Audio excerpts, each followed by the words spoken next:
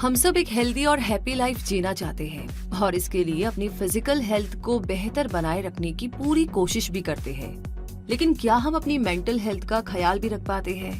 क्या आप जानते हैं कि मेंटल हेल्थ हमारे इमोशंस और साइकोलॉजी से रिलेटेड होती है और हेल्दी और हैप्पी लाइफ के लिए फिजिकल हेल्थ जितनी ज्यादा जरूरी होती है उतनी ही सेम इम्पोर्टेंस मेंटल हेल्थ की भी होती है। ऐसे में मेंटल हेल्थ को बेहतर बनाए रखने के बहुत सारे आसान तरीके हैं, जैसे पॉजिटिव एटीट्यूड बनाए रखना, पर्याप्त नींद लेना, फीलिंग्स को शेयर करना और फिजिकल एक्टिविटीज में इन्वॉल्व रहना। तो इस तरह की बहुत सारी ऐसी एक्टिविटीज होती है जिनमें शामिल होकर आप अपनी मेंटल हेल्थ को बेहतर बना सकते हैं। लेकिन अगर मेंटल हेल्थ पर ध्यान नहीं दिया जाए और इसे इग्नोर किया जाए तो मेंटल इलनेस का शिकार हुआ जा सकता है। ये मेंटल इलनेस क्या होती है, ये जानना आपके लिए बहुत बेनिफिशियल हो सकता है और आप अपनी लाइफ को पहले से कहीं ज्यादा बेहतर बना सकते हैं। इसलिए आज क्विक सपोर्ट के इस वीडियो में हम आपको मेंटल इलनेस की जानकारी देने वाले हैं। इसीलिए इस हेल्पफुल वीडियो को पूरा जरूर देखें। तो चलिए शुरू करते हैं और मेंटल इलनेस क्या है ये जानते हैं। मेंटल इलनेस एक बहुत बड़ा एरिया है, एक बहुत बड़ी टर्म है जिसमें ऐसी बहुत सारी कंडीशंस शामिल होती है जो हमारे सोचने और महसूस करने के तरीके को इफेक्ट करती है। इनका असर इतना ज्यादा गहरा होता है कि डेली रूटीन को अच्छी तरीके से फॉलो करना भी एक टफ टास्क बन सकता है। इस कंडीशन में रहते हुए फैमिली एक्टिविटीज, वर्क और सोशल एक्टिविटीज करने में प्रॉब्लम होती है। मेंटल इलनेस बहुत से रीजन से हो सकती है, जैसे जेनेटिक्स, एनवायरनमेंट, बायोलॉजी और डेली की हैबिट्स। मेंटल इलनेस को अच्छी तरीके से समझने के लिए इसके टाइप्स को जानना बेहतर होगा। इसलिए अब आपको मेंटल इलनेस के टाइप्स बताते हैं, यानी कि किस किस तरीके की मेंटल इलनेस हो सकती है। इस बारे में जानते हैं ताकि आप इनके प्रति अवेयर हो सके। सबसे पहले आता है एंजाइटी डिसऑर्डर। इस तरह की मेंटल इलनेस में किसी भी सिचुएशन में बहुत ज्यादा डर लगने लगता है और हार्ट बीट बहुत तेज हो जाती है और व्यक्ति पसीना पसीना हो जाता है। एंजाइटी डिसऑर्डर में panic disorder, social anxiety disorder और स्पेसिफिक फोबिया भी शामिल होते हैं। अगर किसी पर्सन को बहुत ज्यादा एंजाइटी रहती है, यानी वो किसी सिचुएशन पर सही तरीके से रिस्पॉन्स नहीं दे पाता है और अपने रिस्पॉन्स को कंट्रोल भी नहीं कर पाता है, तो इस डिसऑर्डर को डायग्नोस करवाना जरूरी हो जाता है। अगला है मेजर डिप्रेसिव डिसऑर्डर। इस तरह के डिसऑर्डर में एक्सट्रीम सैडनेस फील होती है। ऐसे में पर्सन निराशा में डूबा रहता है और कम से कम 2 हफ्ते तक अपसेट और सैड बना रहता है। इस कंडीशन को क्लिनिकल डिप्रेशन भी कहा जाता है। इस डिसऑर्डर में डिप्रेशन इतना ज्यादा बढ़ जाता है कि उस व्यक्ति को सुसाइड कमिट करने का मन करता है और वो सुसाइड कमिट करने की कोशिश भी करने लगता है। अगला है बाइपोलर डिसऑर्डर। रोजाना कई बार शायद आप भी मूड स्विंग फील करते होंगे, यानी कभी मन कुछ करने को कहता है तो कभी अचानक से कुछ और करने को कहने लगता है। मूड में होने वाले ये बदलाव ही मूड स्विंग कहलाते हैं। लेकिन ऐसा अगर अक्सर होता रहे तो ये मेंटल इलनेस की ओर ले जा सकता है। बाइपोलर डिसऑर्डर मूड स्विंग से रिलेटेड मेंटल इलनेस है जिसमें बहुत ज्यादा मूड स्विंग्स होते हैं। कभी बहुत एनर्जेटिक फील होता है और कभी बहुत ज्यादा डिप्रेसिव। तो ऐसे में किसी पर्सन के लिए सही तरीके से सोच पाना और सही तरीके से रिएक्ट करना बहुत ही मुश्किल हो जाता है। अगला आता है साइकोटिक डिसऑर्डर्स। साइकोटिक डिसऑर्डर्स में व्यक्ति की थिंकिंग रियलिटी से मैच नहीं करती। व्यक्ति अपनी सोच के प्रति अवेयर नहीं रह पाता और हकीकत से दूर एक अलग ही दुनिया में जीने लगता है। उस पर्सन को ऐसी इमेजेस और साउंड्स का एक्सपीरियंस होता है जो रियल में नहीं होते हैं। वो केवल भ्रम में होते हैं जिन्हें वो सच मान लेता है और उन्हीं के अकॉर्डिंग रिस्पॉन्स और बिहेव करता है। हालुसिनेशंस और स्किज़ोफ्रेनिया इसी तरह के डिसऑर्डर्स होते हैं। हालुसिनेशंस में व्यक्ति को ऐसी चीजें दिखाई और सुनाई देती है, फील होती है और व्यक्ति ऐसी चीजों को स्मेल और टेस्ट भी करता है जो रियलिटी में नहीं होती। स्किज़ोफ्रेनिया डिसऑर्डर में व्यक्ति रियलिटी से अलग दुनिया को एक्सपीरियंस करने लगता है। ऐसी सिचुएशन में उस व्यक्ति का बिहेवियर डिसऑर्गेनाइज्ड हो जाता है और अपनी डेली एक्टिविटीज में प्रॉपर पार्टिसिपेशन देने में उसे प्रॉब्लम होने लगती है। अगला आता है ईटिंग डिसऑर्डर्स। मेंटल इलनेस का एक टाइम ईटिंग डिसऑर्डर भी होता है जिसमें वेट और फूड को लेकर के एक्सट्रीम इमोशंस, एटीट्यूड और बिहेवियर शामिल होते हैं। एनोरेक्सिया नर्वोसा, बुलिमिया नर्वोसा और बिंज ईटिंग इसके एग्जाम्पल्स है। एनोरेक्सिया नर्वोसा में पर्सन अपने वेट को लेकर, अपने वजन को लेकर इतना ऑब्सेस हो जाता है कि उसे ओवरवेट होने का डर सताने लगता है। इसलिए वो नॉर्मल से कम वेट बनाए रखने के लिए भूखा रहने लगता है या बहुत ज्यादा एक्सरसाइज करके अपना वेट कम करने लगता है।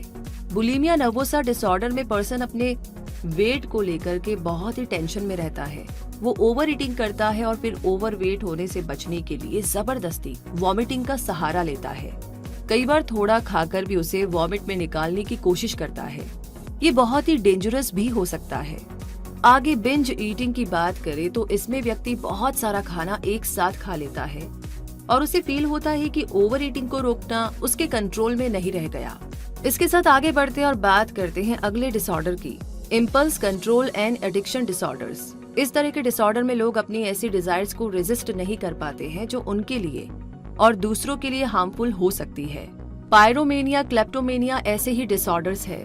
पायरोमेनिया होने पर व्यक्ति चीजों को आग लगाने लगता है। किसी भी चीज को आग लगाने से पहले बहुत ही बेचैनी फील करता है और आग लगा देने के बाद उसे बहुत ही रिलैक्स फील होता है। क्लेप्टोमेनिया में चीजें चोरी करने की डिजायर होती है, भले ही उस व्यक्ति को उन चीजों की जरूरत ना महसूस हो और ना ही वो चीजें महंगी हो।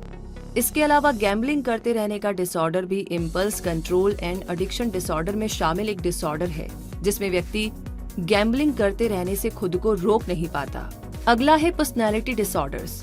इस तरह के डिसऑर्डर में उस पर्सन की पर्सनैलिटी में ऐसे चेंजेस होते हैं जो उस पर्सन को नॉर्मल बिहेव करने से रोकते हैं। ऐसे पर्सन को स्कूल वर्क और सोशल रिलेशनशिप्स में बहुत सारी प्रॉब्लम्स फील होती है। Anti social personality disorder, obsessive compulsive personality disorder और पैरानॉइड पर्सनैलिटी डिसऑर्डर इसी तरह के डिसऑर्डर्स होते हैं।